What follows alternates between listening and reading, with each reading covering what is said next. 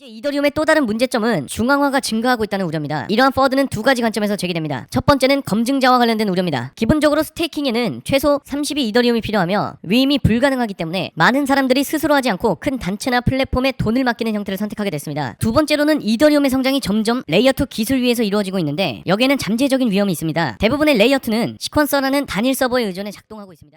안녕하세요 여러분, 크립토브레인입니다. 이전 영상에 제가 이더리움에 두 가지 FUD가 의도적으로 만들어졌었다고 말씀드렸었죠. 오늘은 왜 이 두 부분이 의도적으로 만들어진 것인지와 앞으로의 이더리움이 어떤 식으로 변화하고 상승할 수밖에 없는지에 대해서 말씀드리겠습니다. 시작하기 전에 좋아요와 구독 버튼, 상단 번호에 문자로 끈기라고 남겨주시면 누구보다도 빠르게 정보 받으실 수 있는 소통방 안내 도와드리고 있으니 문자 보내주세요. 지금 바로 시작하겠습니다. 영상 끝까지 시청해주세요. 우선 첫 번째 포인트부터 시작해보겠습니다.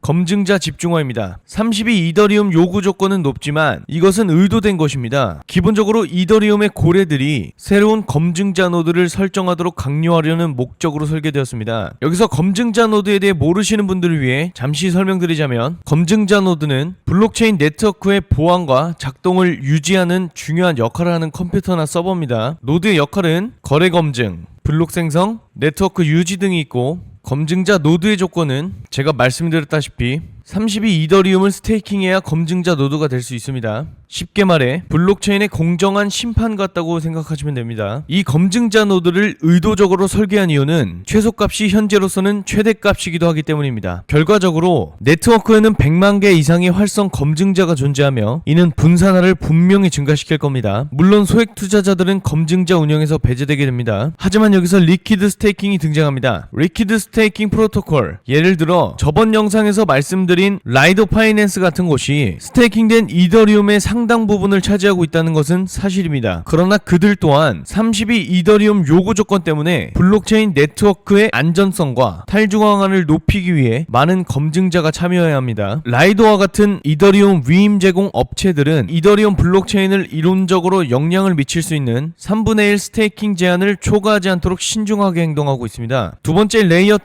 시퀀서 노드와 관련된 우려로 넘어가 보겠습니다. 솔직히 말해서 이것은 아마도 이더리움의 가장 큰 문제가 될 것입니다. 하지만 그 대신 얻는 것은 효율성입니다. 단일 시퀀서는 레이어2가 레이어1보다 훨씬 빠르고 저렴하게 작동할 수 있는 이유이죠. 하지만 레이어2 개발자들이 이 문제를 모르고 있다는 것은 아닙니다. 많은 개발자들이 시퀀서 노드를 분산화하기 위해 적극적으로 노력하고 있습니다. 한 가지 솔루션으로는 이더리움 재단 연구원이자 이더리움의 작업 증명에서 지분 증명으로의 전환에서 중요한 역할을 했던 저스틴 드레이크가 처음 제안한 레이어2 확장 솔루션 베이스 롤업의 도입이 있습니다. 베이스 롤업이 이상적인 해결책일 수 있다고 해도 이를 대규모로 도입하는 것은 쉽지가 않습니다. 이 부분에 대해서는 조금 뒤로 밀어두고 이어서 말씀드리면, 이 두 가지 FUD 요인은 서로 밀접하게 관련되어 있습니다. 이더리움의 레이어2로 인한 단편화된 유동성과 낮은 거래량으로 인해 이더리움의 인플레이션이 올 수도 있다는 점입니다. 유동성 단편화의 이유는 간단합니다. 레이어2가 훨씬 더 빠르고 저렴하기 때문에 많은 사용자가 레이어1을 피하고 레이어2에서만 거래합니다. 문제는 모든 사용자가 동일한 레이어2를 사용하지 않는다는 점이며, 레이어2가 수십 개에 달합니다. 이는 본질적으로 사용자가 이더리움과 단절된 채 유동성이 고립되는 격리된 섬처럼 될 수 있습니다. 이를 연결하는 것은 쉬운 일이 아니겠죠. 인플레이션 효과의 이유도 마찬가지로 간단합니다. 레이어1에서의 거래가 줄어들면 수수료 소각도 줄어들며 이는 더 많은 이더리움 인플레이션을 의미합니다. 하지만 은빛 희망은 모든 레이어2가 여전히 이더리움에 대한 수요를 창출한다는 것입니다. 이더리움은 여전히 밈코인과 같은 거래의 주요 페어로 사용되며 디파이 프로토콜에서 주요 담보 형태로 사용되고 있기 때문입니다. 결론적으로 레이어2로 인해 이더리움에 대한 전반적인 수요가 변하지 않을 것입니다. 반대로 엄청난 증가를 할 가능성이 높겠죠. 자, 추측은 제쳐두고 우리가 앞서 언급했던 내용 중 하나가 이더리움의 단편화된 유동성 문제를 해결하는 데 도움이 될 수 있습니다. 그것이 바로 전 제가 말씀드렸던 확장 솔루션의 한 종류인 베이스 롤업입니다. 기술적인 내용에 깊이 들어가지 않고 말하자면, 베이스 롤업은 앞서 언급한 중앙화 문제를 해결하려고 합니다. 이 방법은 여러 시퀀서 노드에 실행되고 서로 다른 레이어2 블록체인 간의 더 나은 통신을 가능하게 하며 상호 운용성을 강화시킵니다. 이 방식은 단순히 레이어2 시퀀서 문제를 해결할 뿐만 아니라 베이스 롤업은 이더리움 기본 체인으로 훨씬 더 많은 수익을 반환합니다. 실제로 첫 번째 베이스 롤업은 올해 6월에 출시되었으며 기존 레이어2 솔루션보다 약 5배 더 많은 수익을 이더리움에 제공하는 것으로 알려졌습니다. 좋아 보이지 않나요? 이 방식을 전면적으로 도입한다면 말이죠. 하지만 여기에는 하나의 아주 큰 문제가 있습니다. 문제는 베이스 롤업이 대규모로 작동하려면 다른 레이어 2 프로토콜이 이 기술을 채택해야 한다는 것입니다. 이건 쉽지 않을 것입니다. 앞서 언급한 단일 시퀀서는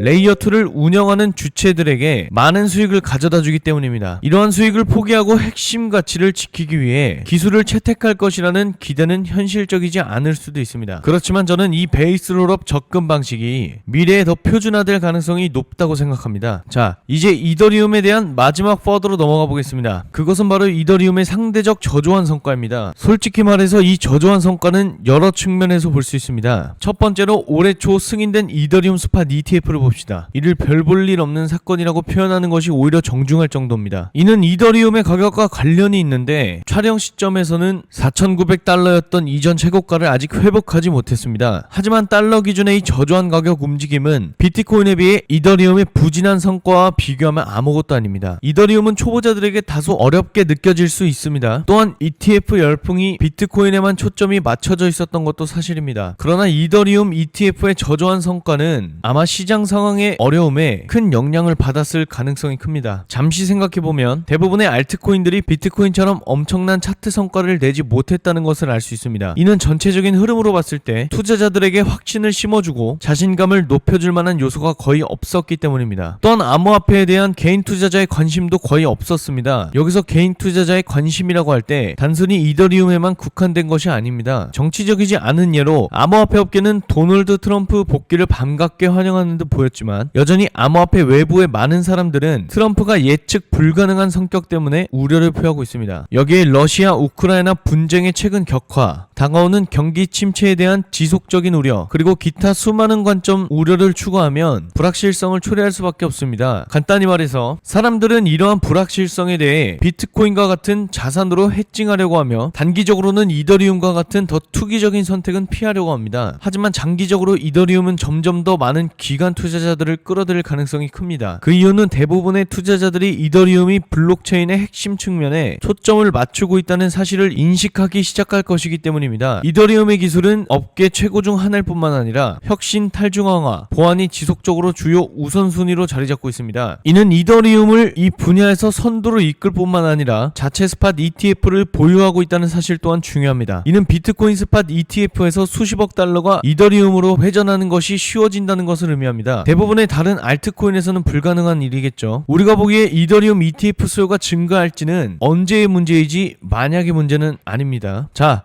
이제 여러분이 고려할 만한 새로운 관점 몇 가지를 얻으셨길 바랍니다. 다음은 이더리움의 다음 단계는 무엇이며 이것이 이더리움 가격에 어떤 영향을 미칠 것인가입니다. 이 이더리움의 두 가지 부분에 대해서는 다음 영상에서 말씀드리겠습니다. 오늘 제가 준비한 영상은 여기까지입니다. 좋아요와 구독은 큰 힘이 되니 눌러주시고요. 영상을 마치기 전에 저는 여러분들을 모두 특별한 곳으로 초대해드리겠습니다. 바로 저희 텔레그램 소통방입니다. 아직 입장하지 않으셨다면 상단에 올려드린 번호에 문자로 끈기라고 남겨주시고요. 소통방에서는 정말 많은 사람들이 참여 중이며 많은 분들이 많은 변화를 겪고 계십니다. 이 영상의 내용은 2일 전에 저희 소통방에서 말씀드린 내용입니다. 소통방에서는 여러분들에게 최고의 트레이딩 전략을 제공하고 실시간으로 정보도 받으실 수 있으니 여러분도 참여하셔서 많은 변화를 경험해보세요. 오늘 영상 시청해주셔서 감사합니다. 저는 다음 영상에서 찾아뵙도록 하겠습니다.